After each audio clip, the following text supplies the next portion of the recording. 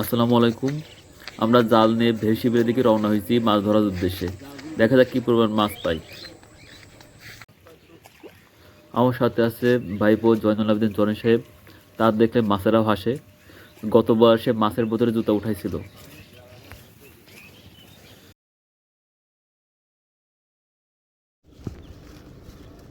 অবশেষে বিলের পানিতে জাল পাতা শুরু করছি। টেনশন তো সেটা না, টেনশন হচ্ছে মাছ ধরে মাছ বিক্রি করে কিস্তির টাকা শোধ করতে হবে। এটাই হচ্ছে কথা। ঠিক আছে, সমস্যা নেই। মাছেরাও টেনশনই আছে।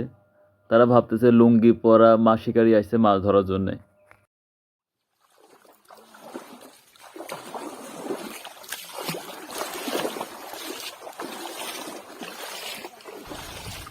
কি অবস্থা ভাইপো? বিলির মাছ তো সব খেয়ে নেবো আজকে আমরা। হ্যাঁ, তা এক্সপিরিয়েন্স কি এর আগের তে আছে না এই নতুন? এই নতুন শুরু করছে, দেখা যাক কি পুরো মাছ পাওয়া যায়।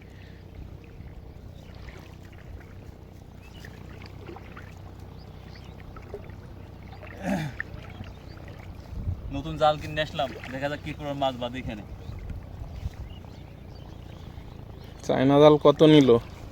তো নিয়ে তো মেলা টাকা, দেখি মাছ কি করে হয় এত টাকা।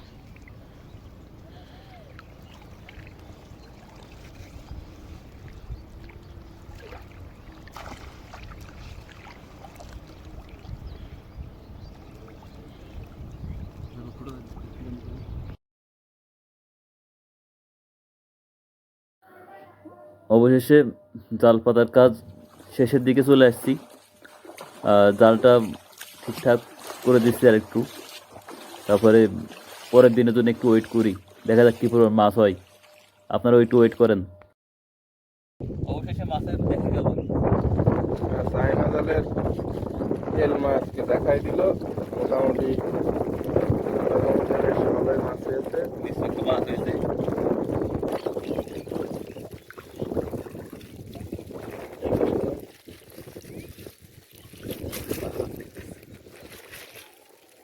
এই যে পুঁটি মাছ আছে, এখানে ট্যাংরা মাছ আছে, পাকাল মাছ আছে, চ্যাং মাছ আছে, জিএল মাছ আছে, গুতেল মাছ আছে। মোটামুটি সব ধরনের মাছই এখানে পাওয়া গেছে। বেশ খুবই আনন্দ লাগছে। এই যে প্রথম মাছ ধরতে আসলাম, একটা ভালো সুফল পাওয়া গেল। চায়না জাল দিয়ে মাছ ধরার অভিজ্ঞতা আপনাদের কাছে শেয়ার করলাম।